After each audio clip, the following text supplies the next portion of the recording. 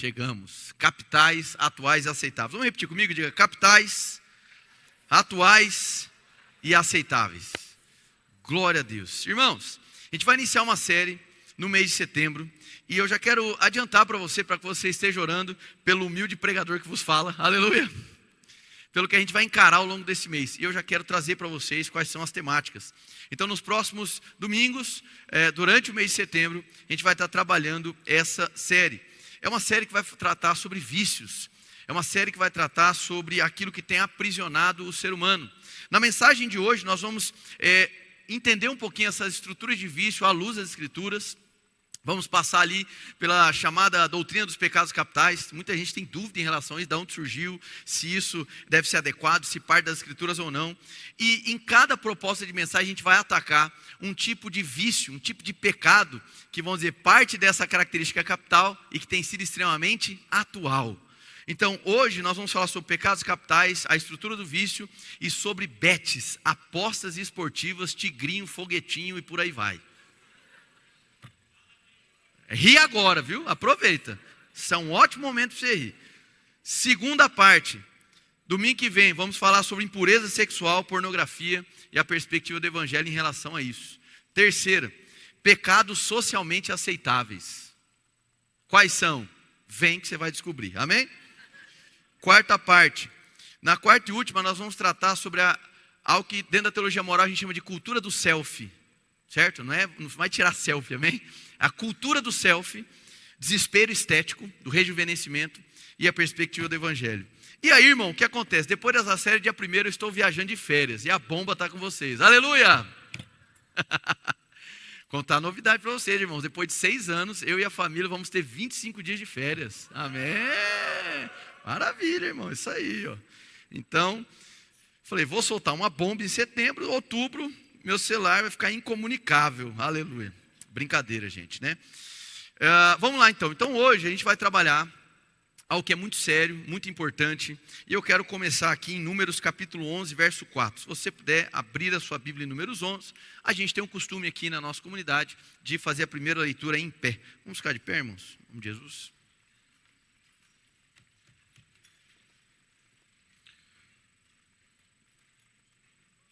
Números 11, verso 4, a palavra de Deus diz assim: um bando de estrangeiros que havia no meio deles encheu-se de gula, e até os próprios israelitas tornaram a queixar-se e diziam: se tivéssemos carne para comer, nós nos lembramos dos peixes que comíamos de graça no Egito, e também dos pepinos, das melancias, dos alhos porós, das cebolas e dos alhos, mas agora perdemos o apetite, nunca vemos nada a não ser este maná.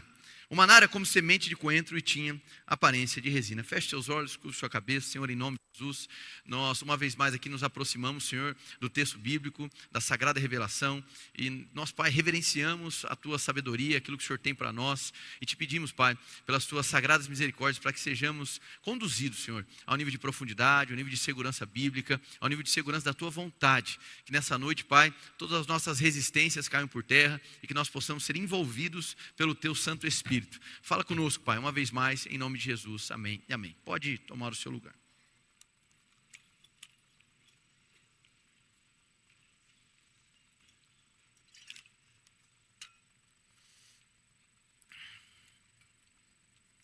Amém. Talvez você esteja se perguntando, o que é que um texto falando sobre o maná tem a ver com uma série que vai falar sobre vícios? E bom, o que eu queria trazer para vocês em relação a esse texto, e até contextualizando para quem não está familiarizado com a Bíblia, esse texto aqui, ele se desenvolve exatamente em um momento onde a nação de Israel, conhecido como povo de Deus no Antigo Testamento, sendo liderada ali por um homem chamado Moisés, eles estavam no meio do deserto. Eles haviam passado mais de 400 anos debaixo de uma escravidão terrível, sendo açoitados, oprimidos, escravos, né? Escravos mesmo, de uma nação chamada Egito. Então Deus levanta Moisés como libertador desse povo e, enfim, Deus realiza grandes feitos e começa toda uma peregrinação para que eles atingissem aquilo que fora chamado de terra prometida. Então, até que eles pudessem atingir a terra prometida, eles tiveram vários desafios, passaram muitos anos no deserto, 40 anos no deserto, e um dos problemas que eles tinham era de alimentação.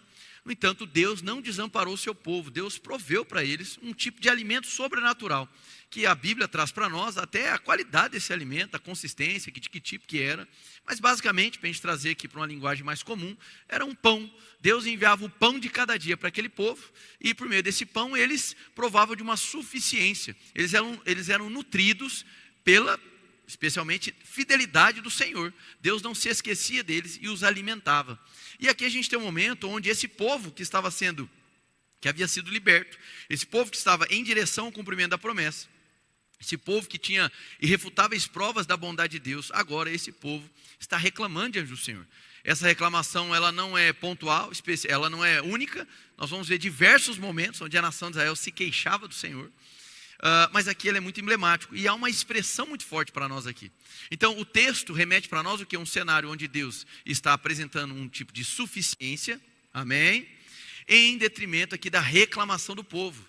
E a expressão que eles utilizam é: nós nos lembramos dos peixes que comíamos de graça no Egito. Então essa expressão ela é muito forte. Os israelitas começam aqui a listar uma série de alimentos, mas que na perspectiva deles eram dados de graça. Mas irmãos, eles eram escravos. Então havia uma percepção muito equivocada sobre o estado em que eles estavam. Então eles não estavam enxergando ou interpretando o mal que eles estavam sendo submetidos. E aqui eu já quero conectar com uma frase de uma grande ativista social americana, uma mulher negra, chamada Harriet Tubman. E ela viveu aí no século XIX, muito conhecida. Você pode procurar depois um pouco sobre a história dela. Ela é uma mulher que foge ali de um daqueles senhores de escravos, e depois ela começa a fazer várias incursões para poder resgatar outros tantos que estavam na situação de escravidão. Grande ativista. E numa das frases de Harriet Tubman, ela diz: libertei 1000 escravos, podia ter libertado outros 1000, se eles soubessem que eram escravos. Então, quando nós falamos sobre vícios, quando nós falamos sobre esses enfrentamentos que nós temos, a primeira coisa que nós precisamos compreender é que a quebra do anonimato, ela é muito importante. A quebra do anonimato, o reconhecimento de que nós somos vulneráveis. E eu já quero trazer uma espécie de regramento para toda essa série de mensagens. Quando eu anunciei aqui, e fiz isso de maneira proposital, os tipos de vício que nós trabalharemos, talvez tenha despertado em você um tipo de superioridade moral, por não se ver prisioneiro de aposta esportiva, ou talvez por não se ver prisioneiro da pornografia, ou por não se ver prisioneiro dessa crise estética e da cultura do selfie, ou talvez você não consiga identificar pecados socialmente aceitáveis do qual você hoje é um escravo. No entanto, essa superioridade moral, essa percepção de se sentir superior ao outro porque não se vê viciado, ela é um equívoco do ponto de vista espiritual. A verdade é que não existe a palavra vício nas escrituras. A palavra vício, ela vem do latim, da expressão vicium, de falha, de algo com defeito. E o vício, e isso aí Tomás de Aquino pontua muito bem na Suma Teológica, ele é a contrariedade da virtude, amém? É uma habitualidade que destrói, enquanto que a virtude são habitualidades que provocam um bem. Mas a Bíblia trata sobre todo tipo de comportamento vicioso a partir de uma doutrina, e essa doutrina é chamada doutrina do pecado original. Não há como nós falarmos sobre vícios, sobre problemas que nos aprisionam, sem a gente compreender que todos nós um dia estávamos viciados no pecado. E isso é tão real, irmãos, que até hoje, na sua caminhada de santificação, até encontrar com o Senhor face a face, volta e meia, você é tentado a voltar às velhas práticas. Sim ou não, irmãos? Então, antes que qualquer um se coloque enquanto superior moralmente a uma pessoa que hoje está realmente viciada, está debaixo de um transtorno específico, dentro desse grupo de situações que eu apresentei, antes de você pensar isso, a gente deve voltar para uma posição humilde e entender que todos nós estamos destituídos da glória de Deus. O pecado original não significa o primeiro pecado. O pecado original, a doutrina do pecado original, que foi amplamente defendida por Agostinho de Hipona, São Agostinho, ainda no terceiro e quarto século, dizia a respeito à corrupção herdada pelo homem. Então, por conta do pecado de Adão, uma corrupção se tornou a herança de toda a humanidade. E Paulo pontua isso muito bem em Romanos 3. Todos pecaram, estão destituídos da glória de Deus. Esse status inicial da humanidade de sermos pecadores é um estado de vício. O reverendo Timothy Keller traz uma pontuação muito interessante sobre isso. Ele vai dizer da seguinte maneira: olha, nem todo vício é pecado. Perfeito, por quê? Porque tem vícios que já se transformaram em transtornos, são doenças, amém, irmãos? Mas ele diz, mas todo pecado é um vício. Então, essa tendenciosidade ao pecado demonstra o vício da natureza humana com aquilo que é pecaminoso, com aquilo que é caído. Então, eu quero trazer isso de maneira introdutória, como uma espécie de regramento. Essa série de mensagens, ela não é exclusivamente para quem hoje está debaixo do vício de apostas esportivas, ou de cassinos, ou da pornografia, etc. Essa é uma mensagem contemporânea para todos nós que somos filhos de Deus. Nessa luta para não pecar, nessa luta do processo da santificação, nós devemos sempre cultivar uma posição de humildade. E eu quero aqui trazer uma fala ainda de Agostinho, bispo de Hipona, que humildemente, confiante na graça capacitadora de Deus, Agostinho aprenderia uma nova oração, onde ele dizia: Senhor, concede o que ordena e ordena o que desejas. Agostinho talvez seja talvez não, certamente um grande exemplo para nós, dentro daquele ensino sobre ordenar os amores das nossas vidas. Essa série de mensagens é para que os amores sejam colocados em perspectiva correta. E quando falamos sobre vícios, irmãos, entenda, nós não estamos falando de uma estrutura que foi criada pelo diabo.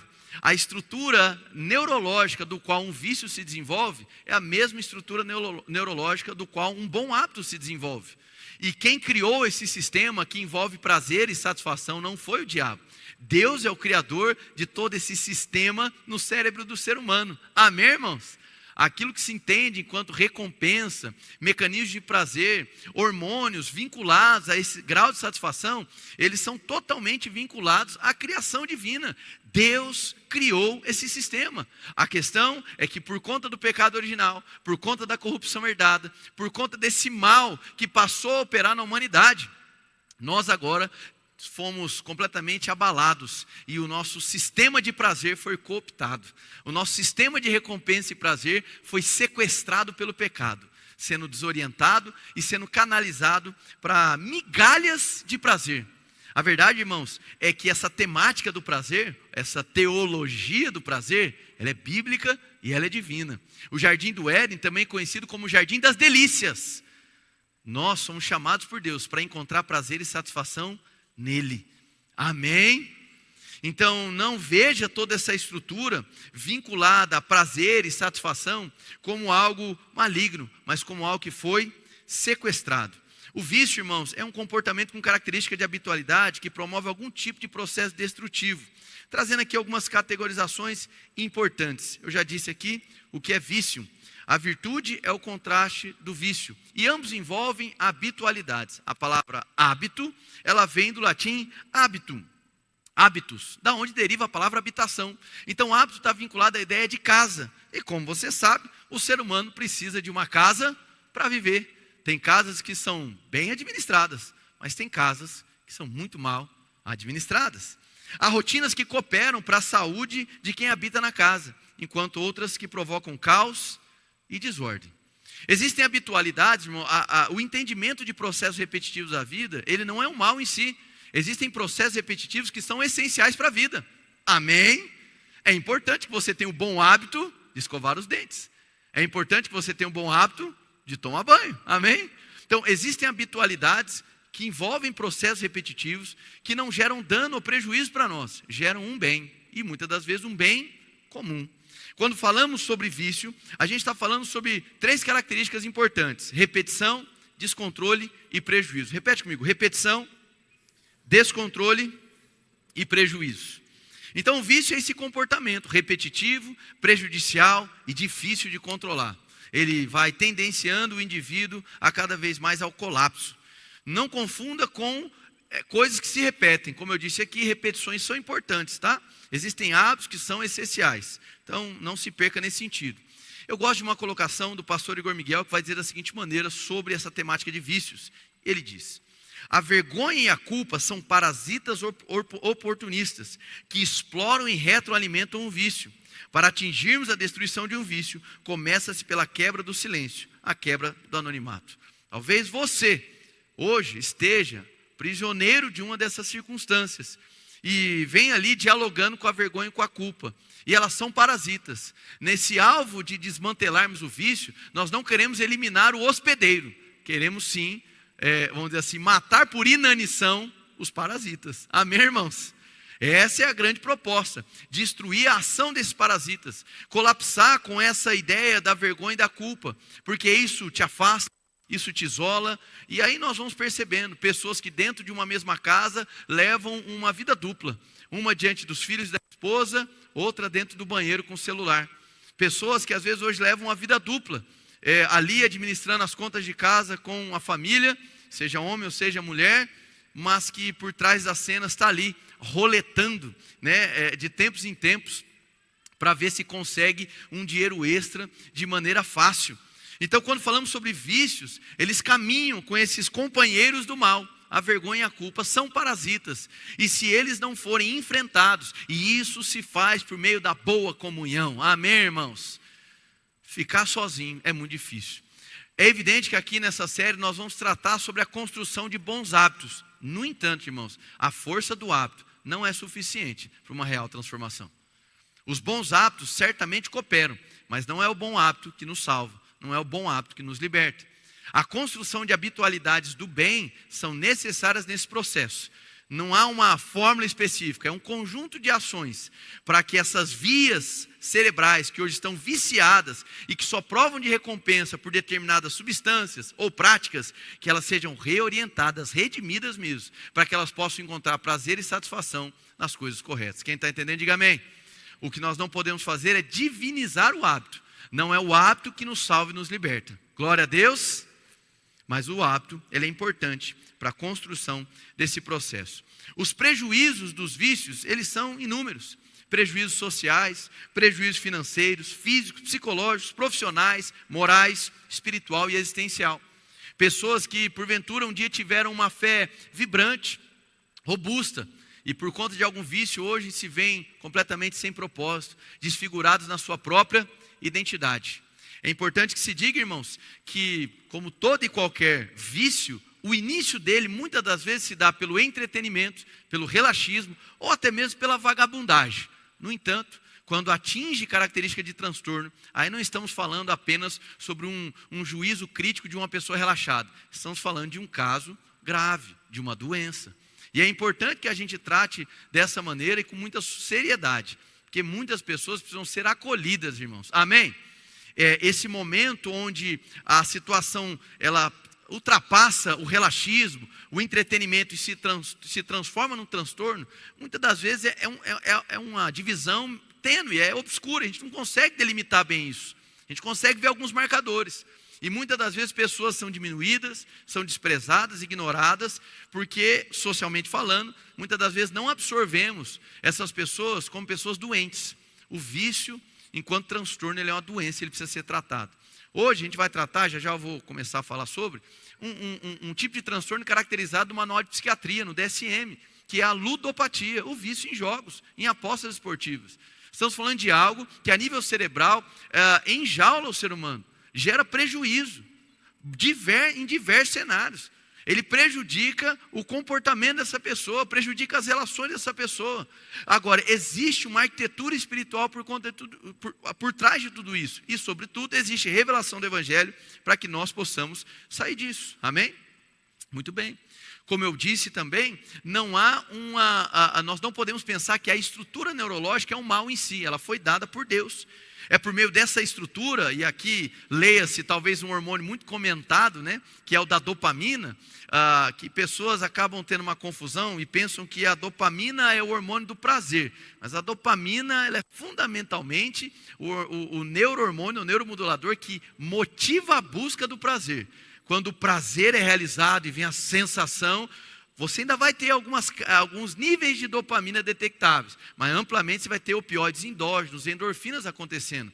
Mas a dopamina é o que gera aquela busca desesperada para que o prazer aconteça.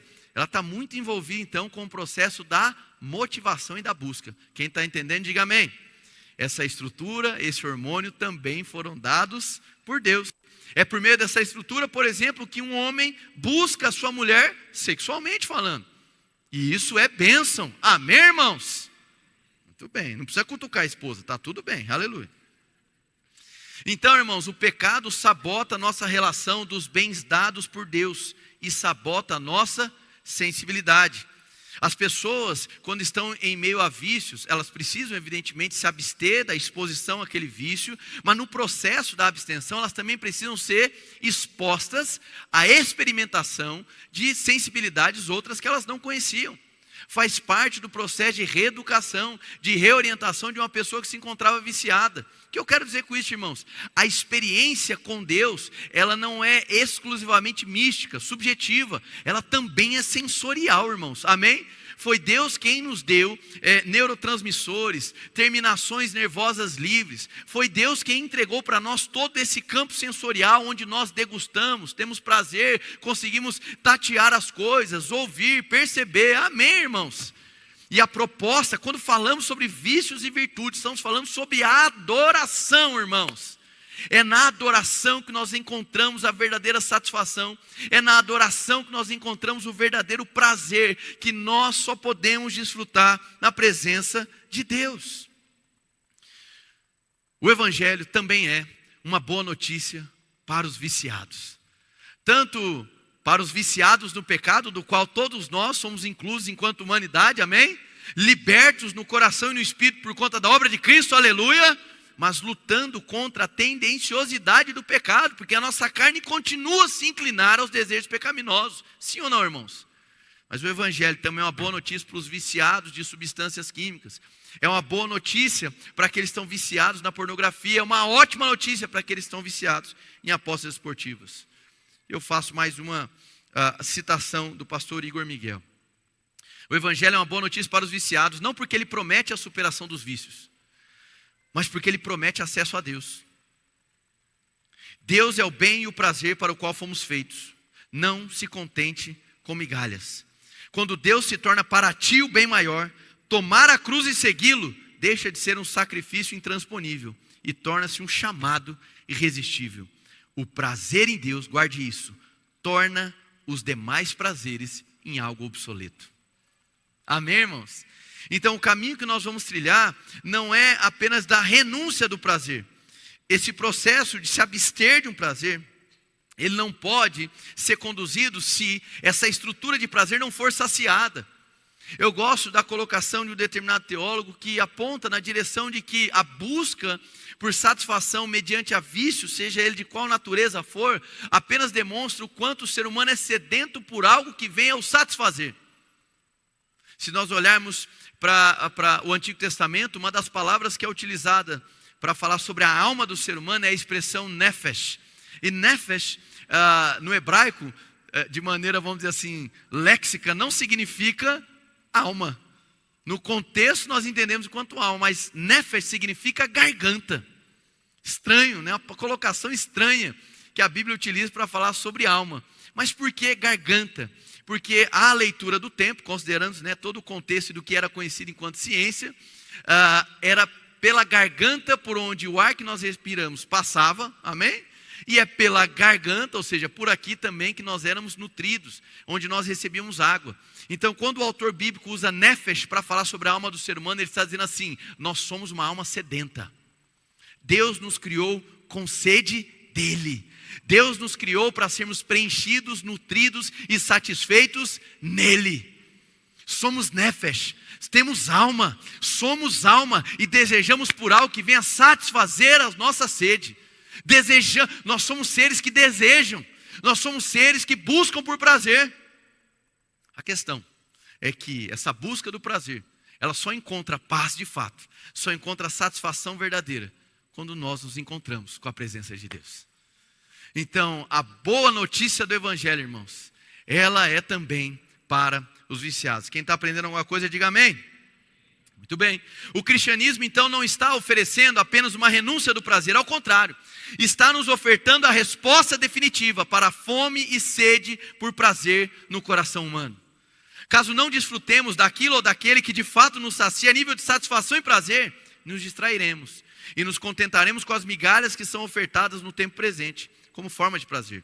Migalhas essas que nos prometem um universo de possibilidades e que no fim nos entregam um tédio absoluto. Escravidão, amargura e tédio. Voltando à frase inicial sobre escravidão, talvez hoje, nesse começo de série, seja um momento para que nós possamos abrir os nossos olhos e reconhecer que na luta contra o pecado e na luta contra os vícios, nós precisamos de ajuda. Só a força de vontade, irmãos, não vai resolver. Eu quero destacar aqui tanto o papel do evangelho, como eu estou destacando, mas também o papel da comunhão. Se o poder do evangelho tem esse papel de nos libertar mediante o conhecimento de Deus, é a comunhão que nos empodera no processo de santificação para crescer na área que nós fomos libertos. Amém, irmãos? Não caminhe sozinho, de todo o coração.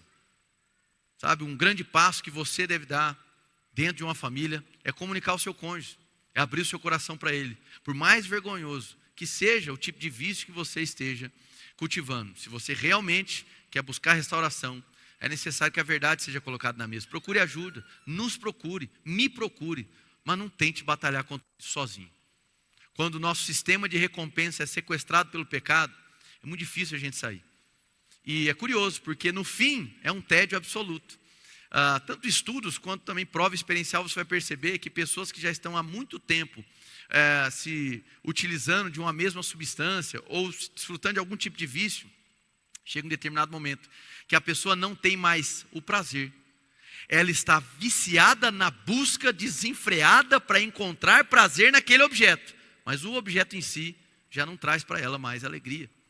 O que resta é o tédio. O que resta é a amargura. O que resta é a escravidão. Amém, irmãos? Então, quando falamos sobre escravidão, a escravidão sempre tem cobra uma conta cara. Talvez a nossa perspectiva seja semelhante à do povo de Israel. Olha, bom era lá atrás, que a gente recebia de graça. Percebe uma perspectiva, uma interpretação dos fatos completamente distante da realidade. Um escravo que apenas estava tendo que comer para produzir mais e ser oprimido cada vez mais. Deus quer te tirar desse ciclo de opressão. Deus quer te tirar desse ciclo de escravidão. Glória a Deus. Você pode abrir a sua Bíblia em 1 Coríntios capítulo 6. 1 Coríntios capítulo 6.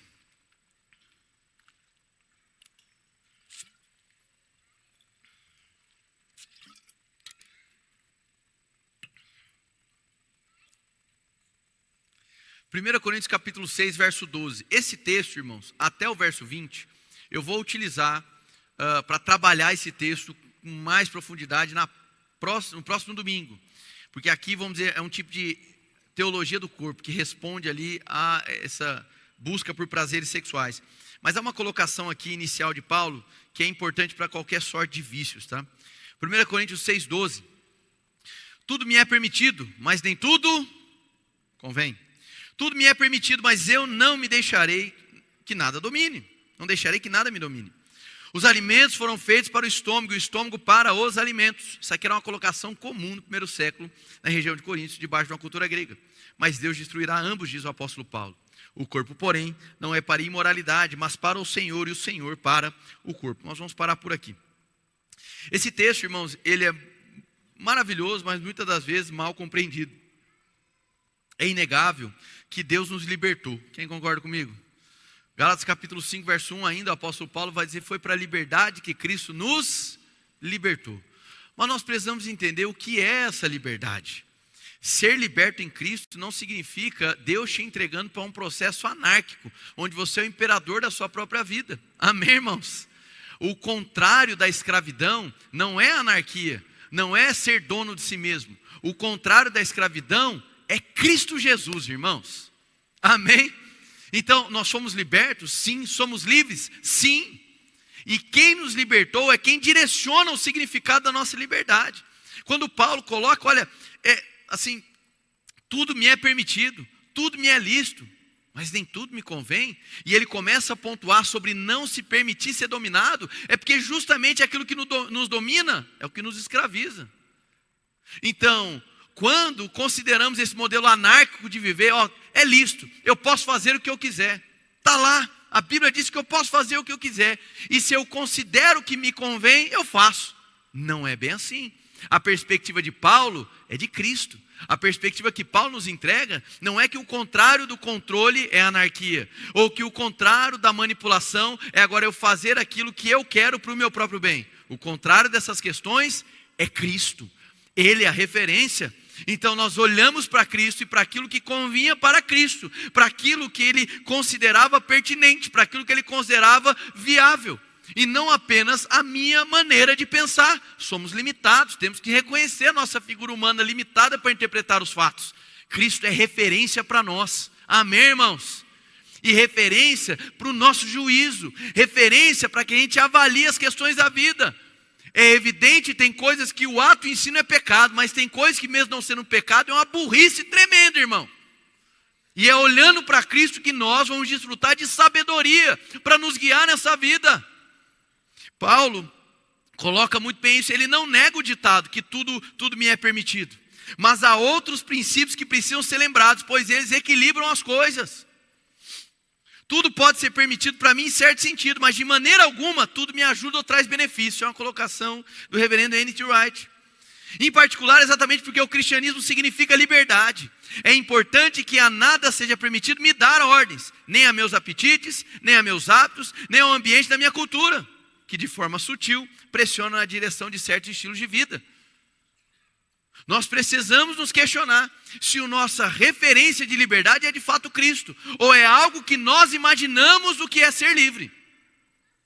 A liberdade proposta por Cristo, ela é conhecida e desfrutada na pessoa de Cristo. Caso contrário, eu estou usando a Cristo para fazer as minhas próprias vontades. E como eu coloquei inicialmente na mensagem, como fora dito por Agostinho de Hipona, São Agostinho, Senhor, ordena para mim o teu querer. Glória a Deus, irmãos. Amém. Paulo, então, deixa muito claro para nós. Ele devolve ao cristão essa responsabilidade de pensar e definir o que lhe convém e quais são os hábitos e práticas que vão dominá-los se não tomar cuidado. Ora, se eu me julgo livre para fazer qualquer coisa, se eu me julgo simplesmente independente, movimento anárquico para fazer qualquer coisa, subsequencialmente, eu serei cooptado por essas coisas. E a partir do momento que eu sou dominado, seja por um dos apetites da vida, eu deixei de ser livre naquele momento. Eu deixei de gozar de fato de liberdade. Você está aprendendo alguma coisa? Diga amém. Muito bem. 2 Pedro capítulo 2, verso 19.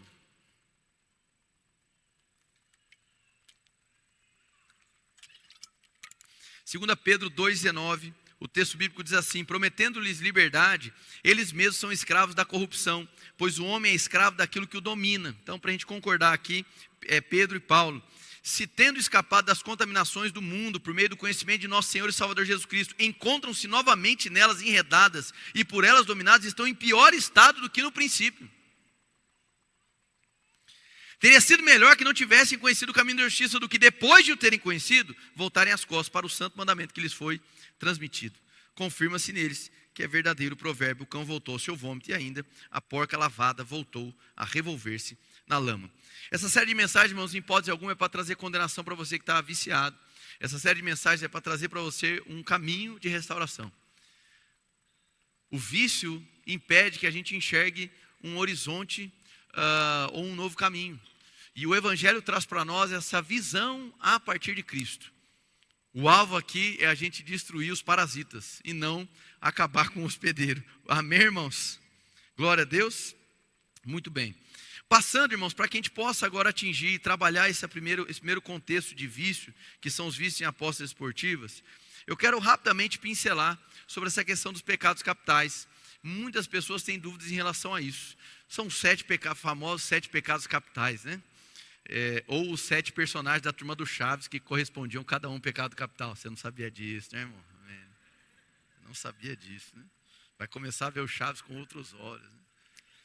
Amém, amém, amém. Muito bem, é muito comum as pessoas associarem os pecados capitais a Tomás de Aquino, no século XIII. No entanto, a história dos pecados capitais ela começa séculos antes, século VI, com o Papa Gregório I. Então, é justamente por meio de Gregório Magno, no século VI, que há uma categorização didática. Então, pecados capitais não é uma nomenclatura bíblica. Amém, irmãos? Ela é uma apresentação teológica de categorização de pecados, onde capitais aqui significa o quê? Cabeça. Na leitura de Gregório Magno, e depois muito bem endossado e muito bem, melhor ainda fundamentado por Tomás de Aquino na Suma Teológica, o que nós vamos perceber é que existem pecados que a partir deles outros pecados se desdobram. Amém? Basicamente é isso. Isso gera em nós a obrigatoriedade de absorver essa compreensão de pecado enquanto pecados capitais? Não. Mas coopera no estudo sobre pecado? Coopera, ajuda, amém? A saber aqui, soberba ou orgulho, avareza ou ganância, luxúria, inveja, ira, gula e preguiça. Há uma robusta argumentação bíblica em favor dessas considerações de grupos de pecados e esses como pecados capitais. A questão que eu quero trazer aqui, apenas a título de conhecimento, mas também que eu acredito ser importante, é a maneira como Tomás de Aquino conseguiu ver virtudes contrárias a esses pecados capitais. Então, nas palavras de Tomás de Aquino, a virtude oposta à soberba é a humildade. A virtude oposta à avareza é a generosidade. A virtude oposta à luxúria é a castidade. A virtude oposta à inveja é a caridade. A virtude oposta à ira é a paciência. A virtude oposta à gula é a temperança. A virtude oposta à preguiça é a diligência. O que é proposto aqui é que nós devemos buscar de maneira intencional desenvolver essas características nas nossas vidas. Então eu inicio com o caráter de disciplina. A construção de hábito vai exigir de mim decisão. A habitualidade, irmãos, ela não se constrói do nada. É necessário que eu seja intencional nessa exposição, até que esse hábito de fato se consolide enquanto virtude. Amém? A questão é que não é o hábito que salva. Nós não podemos perder de vista que é a revelação do Evangelho quem traz para nós libertação. Glória a Deus, irmãos. Eu digo isso, irmãos, porque só quem lidou com pessoas debaixo de vícios, em especial de substância química, sabe o trabalho que é, a dor que é e o trabalho que é para o processo de restauração. Glória a Deus, irmãos. Quando eu digo aqui para você que está numa situação de vício, me procurar, abrir para a sua família, nós não estamos negando em hipótese alguma o fato de que você deva procurar também profissionais. Glória a Deus. Há muitos casos que eu lido juntamente com psiquiatra, juntamente com psicólogos, porque é necessário aí, vamos dizer assim, uma equipe multiprofissional. Amém? O que enquanto pastor eu tenho para fornecer é uma perspectiva à luz do Evangelho. E isso, vamos dizer assim, é o meu campo de atuação. E até porque os conselhos impediriam as outras profissões de atuarem a partir do mesmo conteúdo que eu estou atuando. Amém, irmãos? O que não significa que nós dispensamos ajuda profissional, em hipótese alguma. Você sabe que na igreja nós temos um núcleo de psicólogos. Então nós valorizamos, irmãos. Se você se encontra nessa situação de transtorno, se você se encontra compulsivo em alguma dessas áreas, em nome de Jesus, que você considere ajuda profissional. Em nome de Jesus, que você quebre o anonimato. É o primeiro passo, amém? Que você busque ajuda, que você veja na igreja um contexto pastoral que você possa ser acolhido. Glória a Deus. Quebrar o anonimato, irmãos, presta atenção, não significa trazer para nós para que nós anunciemos na igreja. Amém? Não é isso. É quebrar o anonimato de você ter pelo menos alguém caminhando contigo. Acredito que vocês se lembram do momento onde Moisés apresenta para Deus uma queixa. Olha, Deus, eu sou pesado de boca e pesado de língua. Moisés estava dizendo assim: Senhor, eu tenho problemas na minha fala. Como é que eu vou conduzir um povo numa libertação, no meio do deserto? Deus poderia rapidamente dizer assim: seja curado, ou não é? Mas Deus decide por responder essa demanda de Moisés em forma de gente. E eles levantarão para caminhar com ele. Deus tem essa mania engraçada de responder às nossas aflições em forma de gente. Amém, irmãos? Nós precisamos uns dos outros, em especial nesses processos da vida. Bom, vai lá agora para Provérbios capítulo 13, verso 11. Está aprendendo alguma coisa, irmãos? Provérbios 13, 11. O dinheiro ganho com desonestidade diminuirá, mas quem o ajunta aos poucos terá cada vez mais. Irmãos, em 2023, foram gastos ou colocados em apostas no Brasil mais de 50 bilhões de reais. Hoje, o vício em apostas esportivas e cassinos online, já eu vou trazer a diferença, se tornou um problema não apenas para a economia do país, mas também um problema de saúde pública. Amém? Isso é uma situação muito, muito séria. Abrindo o coração pastoral, eu não imaginava no ano 2024 eu receber tanta demanda pedido de ajuda pastoral por conta de vícios em apostas esportivas, por conta de cassinos online. Então a gente está lidando com um monstro que se criou nos últimos 3 anos na nação brasileira. Nos últimos 3 anos. O Brasil, que não pontuava nem entre o ranking do top 20 em termos de apostas, simplesmente agora se tornou o número 1 disparado em acessos em cassinos online e bets, apostas esportivas. Disparado. Se você somar os acessos que são realizados na Nigéria, Inglaterra e Estados Unidos, não alcançam a quantidade de acessos e gastos que o brasileiro tem tido. E não pense você que quem está gastando com isso são as pessoas mais abastadas. Não, não. É justamente as camadas mais pobres que estão sendo colapsadas economicamente, psicologicamente e se tornando cada vez mais compulsivos. A gente está falando de um problema muito sério, irmãos, e que está na palma da mão de todos nós. Quando falamos sobre a compulsão, estamos falando sobre um transtorno, como eu disse aqui, uma ludopatia. A própria linguagem das bets tem se configurado para atrair os olhares. Entre tigrinhos e foguetinhos, eu me deparei esses dias com uma casa de apostas que a chamada ou a convocação não era aposte, mas era profetize. E você sabe muito bem que profetizar é uma linguagem comum do cristianismo. Talvez não seja tão comum, não posso falar aqui no lugar de um católico romano, mas certamente é muito comum num contexto evangélico protestante. Mas aí vamos colocar outros agravantes. Na nossa nação, 70% a 80% do público evangélico deve corresponder a uns 50 milhões de pessoas no Brasil. 70% a 80% dos evangélicos do Brasil, eles são pessoas que estão inseridas em igrejas neopentecostalizadas. E aqui, meu irmão, em nome de Jesus, eu trato desse assunto, mas com respeito, amém? Com respeito. As igrejas neopentecostais trazem para o Brasil, em especial da década de 90 em diante, um escopo teológico voltado para a prosperidade material, certo? Para as conquistas pessoais, confissão positiva, métodos de escalonamento e resultado. E isso gera nas pessoas um desejo, a cobiça, certo? Uma associação direta entre bens materiais e bênção do Senhor. Uma espiritualidade que é mensurada pelo tipo de carro que eu tenho, pela casa que eu tenho, pela promoção de trabalho que eu tenho, por quanto que eu recebo. E isso é extremamente problemático.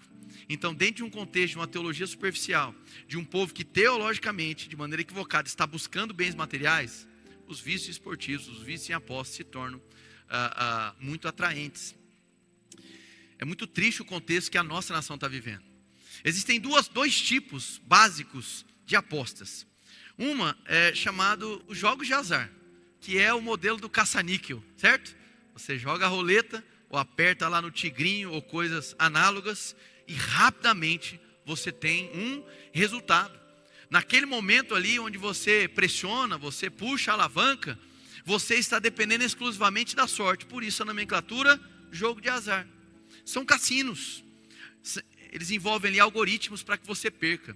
Existe uma frase muito conhecida em Las Vegas, não que eu tenha estado lá. The house always wins. A casa sempre vence. E é uma verdade. Se a casa não vencesse sempre, não teria como ela existir. Então o algoritmo é feito para que você perca. Em alguns momentos, vença. E é justamente nos momentos que você vence e você rapidamente faz um cálculo. E aquele cálculo te atrai. Talvez hoje você é alguém que recebe um salário mínimo, R$1.400, R$1.500. E numa roletada, em 15 segundos, você ganha R$100, R$300. Você faz um cálculo básico, fala assim, aqui eu vou antecipar a minha vida. E toda essa nação sofrida que é o brasileiro, está sendo cooptada por esse tipo de vício. Pesquisas dizem que aqui no Brasil, de cada 100 pessoas que hoje estão praticando jogos esportivos, 6,5% de 100, quase 7 pessoas, se tornarão compulsivos, com transtorno psiquiátrico diagnosticado.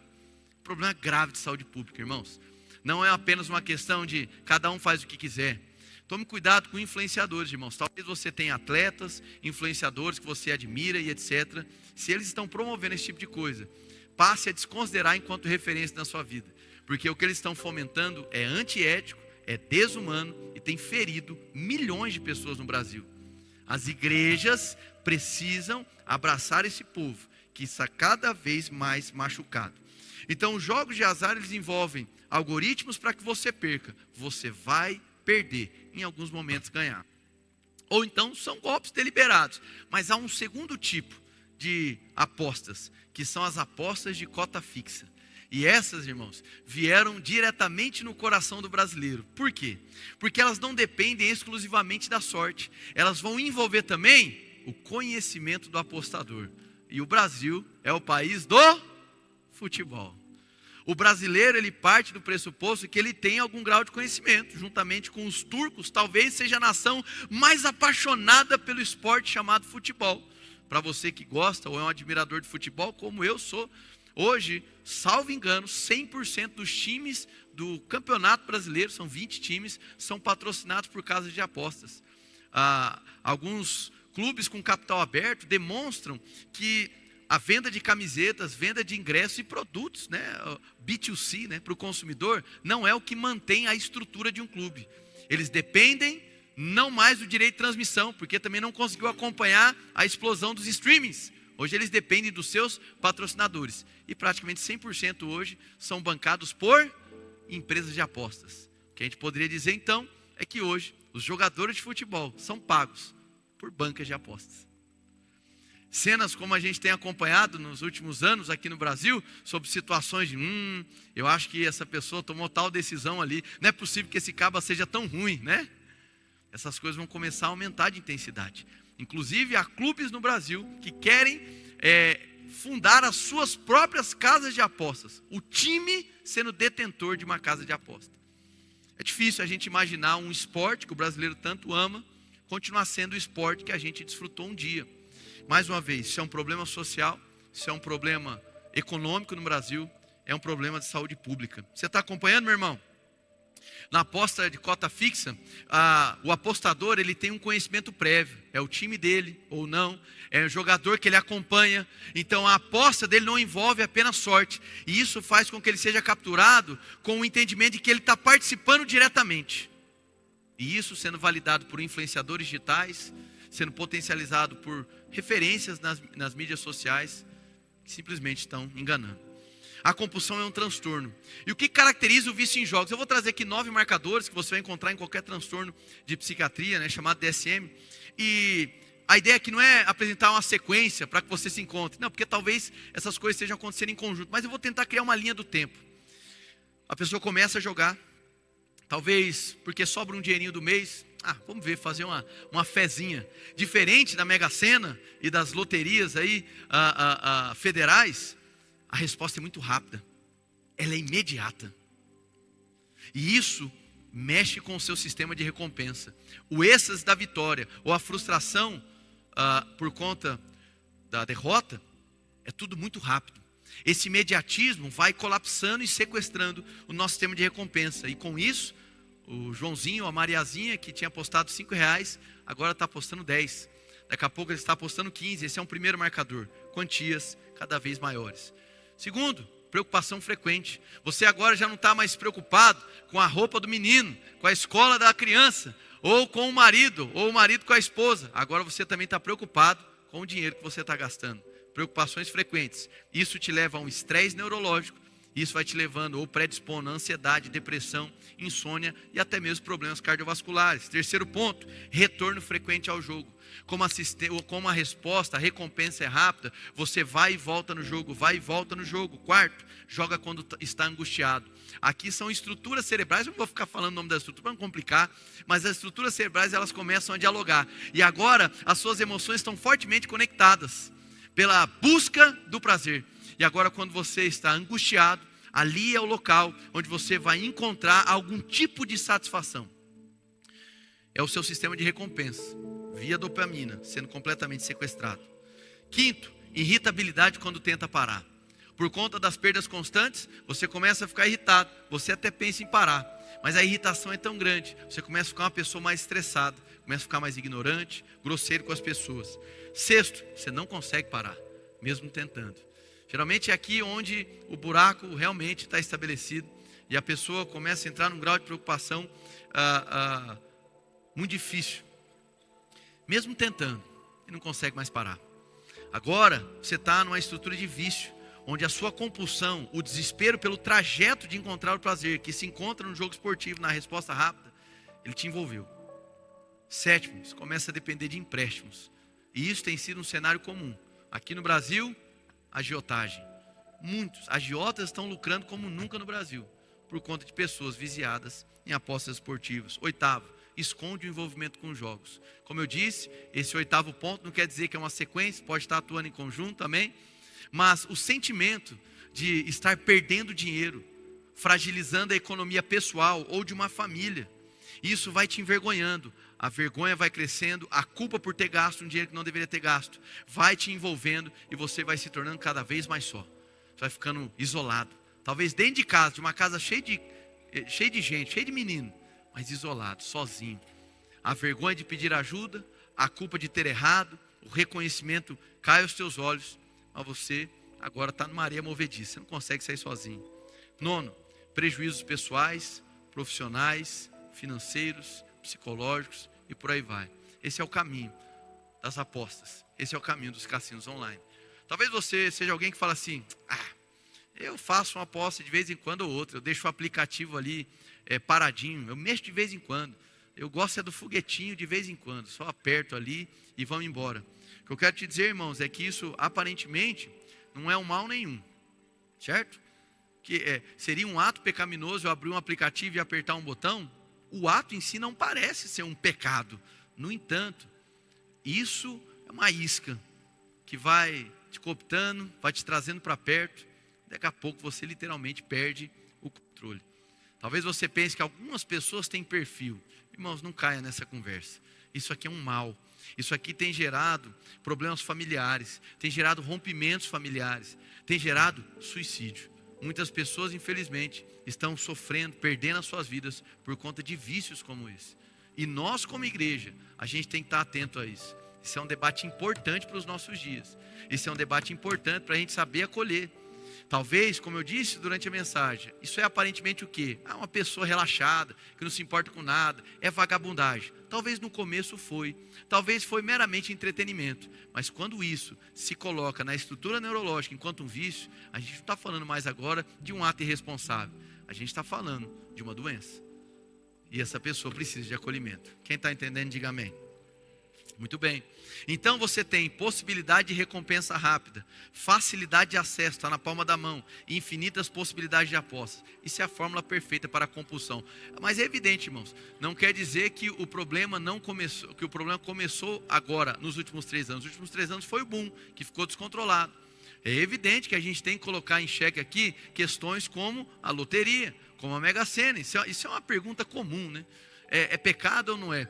Irmãos, sendo muito sincero, você até pode dizer que o ato não seja pecaminoso, mas com todo respeito do mundo, é uma burrice do tamanho dessa igreja, irmão. Amém? Fizeram uma estatística e chegaram à conclusão que você tem 12 vezes mais chance de ser atingido na cabeça por um pedaço de um meteoro do que ganhar na Mega Sena. Meteoro, irmão, amém? Então, não há sabedoria nisso. Mas por que é que não era um problema tão grande quanto antes? Porque as loterias não são de resultado imediato. Uma semana, um mês. A compulsão é vista nessa possibilidade de a cada 15 segundos você ter ganho ou ter perda. Glória a Deus, irmãos. Então, se você... eu fui lá e fiz uma fezinha no final do ano. Ok, ninguém aqui está dizendo você é um pecador por isso. No entanto, posso te dizer que não há sabedoria nenhuma nesse tipo de prática. Eu sei que num país tão sofrido como o nosso, e tão um país subdesenvolvido, né, financeiramente, essas propostas de ganho fácil realmente capturam o nosso coração. Mas antes de estabelecer juízo sobre essas práticas, a gente precisa se voltar para as Escrituras. E pelo que Deus diz para nós, esses ganhos fáceis não são a partir do prisma divino. Glória a Deus, irmãos. Deus valoriza o trabalho. E por mais que talvez a paga do seu trabalho, aquilo que você recebe hoje, não seja o mais justo diante do que você entrega, é digno. É uma forma de adoração ao Senhor.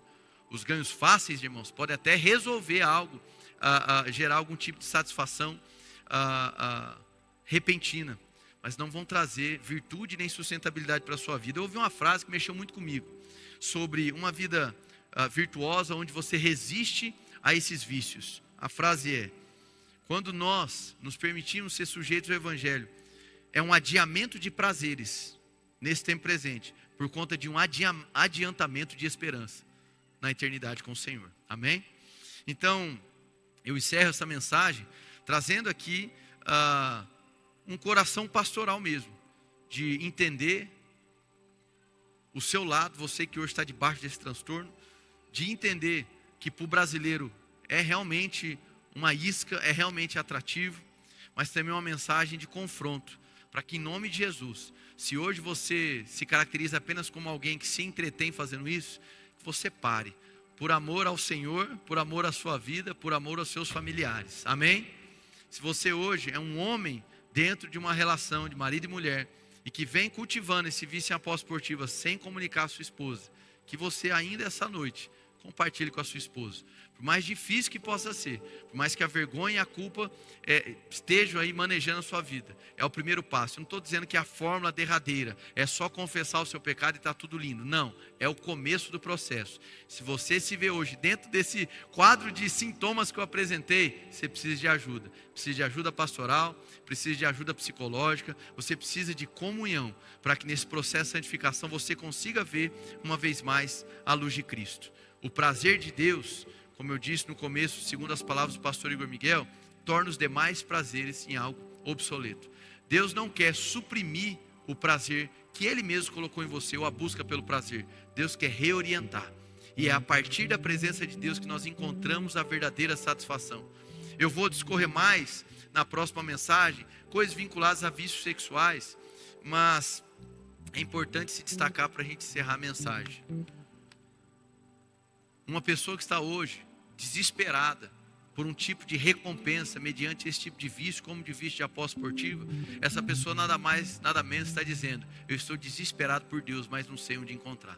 Eu estou desesperado por Deus, mas me perdi no meio do caminho. Eu estou desesperado por algo que me satisfaça, mas eu simplesmente me enveredei, fui sequestrado, e agora todo o meu cérebro está sendo ordenado para simplesmente alimentar um tipo de vício. Em nome de Jesus, irmãos, que toda vergonha e culpa seja quebrada hoje. Que você entenda a seriedade. Se você não se vê como um compulsivo, mas talvez hoje, de tempos em tempos, pratique esses jogos, etc. Eu adoro futebol, irmão. Sou um amante de futebol, gosto de assistir. Nunca entrei em casa de aposta nenhuma, então nem sei nem como é que é a estrutura. Mas eu percebo que isso já meio que normalizou. É comum, às vezes, nas conversas, as pessoas sempre pontuarem: olha, está pagando isso, está pagando aquilo. Então, se tornou comum. E eu vejo também um argumento de: olha, é legal. Então, se é legalmente a nível civil, então nós devemos aceitar como não pecado. Irmãos, que história é essa? A nossa regra de fé são as Sagradas Escrituras. Amém? Glória a Deus, irmãos. Existem coisas que podem ser aceitas na lei dos homens, mas se não é aceito na lei de Deus, nós não vamos nos sujeitar. Glória a Deus. Porque isso é um mal para as nossas vidas. Essa mensagem é de restauração, essa mensagem é de misericórdia. Então, em nome de Jesus, irmãos, que se porventura sua família hoje está sofrendo por conta disso, nos procure ajuda.